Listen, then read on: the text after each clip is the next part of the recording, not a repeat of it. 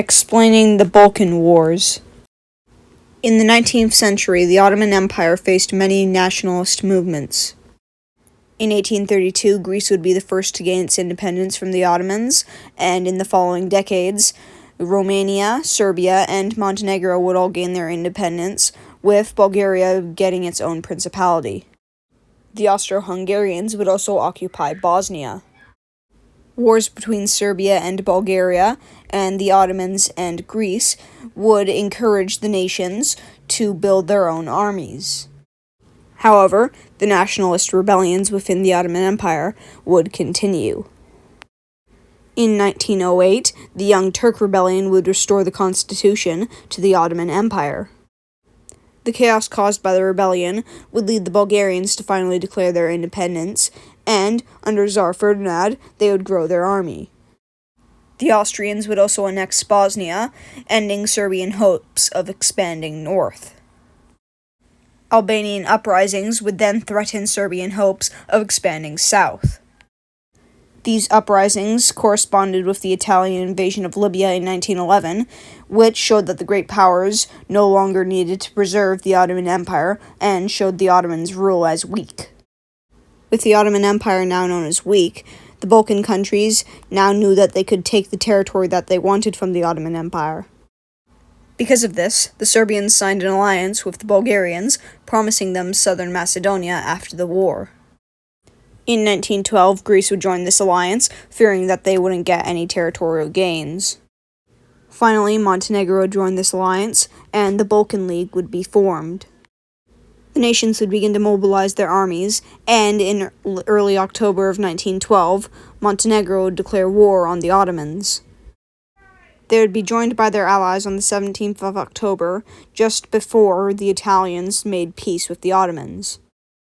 The Greek Navy would prevent Ottoman reinforcements from arriving in Europe, which would allow the Balkan League to make quick advancements.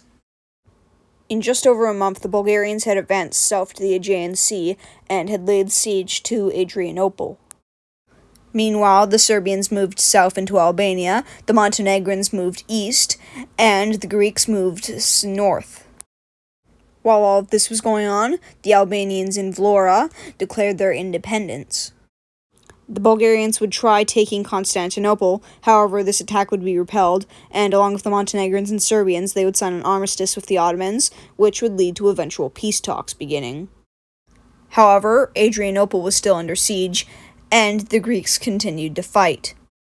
Meanwhile, in Constantinople, the Committee of Union and Progress, led by Enver Pasha, feared that Adrianople would be given to the Bulgarians, so they would stage a coup.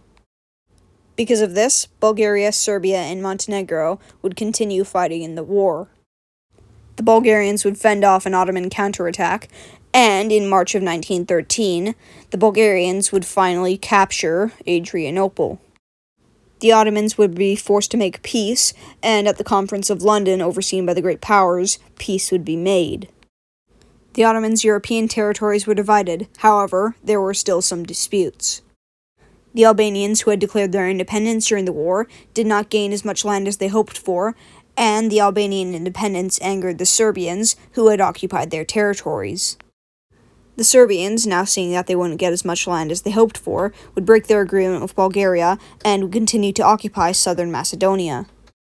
Knowing how the Bulgarians would react to this, the Serbians signed a defensive pact with the Greeks, and Romania would claim Silestria, and the great powers would grant them this. They did this because they were afraid of the Bulgarians. Now facing an encirclement and the loss of territory, the Bulgarians would invade southern Serbia in June of 1913. The Bulgarians wished to occupy as much territory as possible before the great powers got involved, specifically Russia. Serbian victories halted the Bulgarians from pushing any further, and the Greeks pushed into Bulgaria from the south. Then, on the 10th of July, the Romanians joined the war, saying that they were concerned about Bulgaria's ambitions.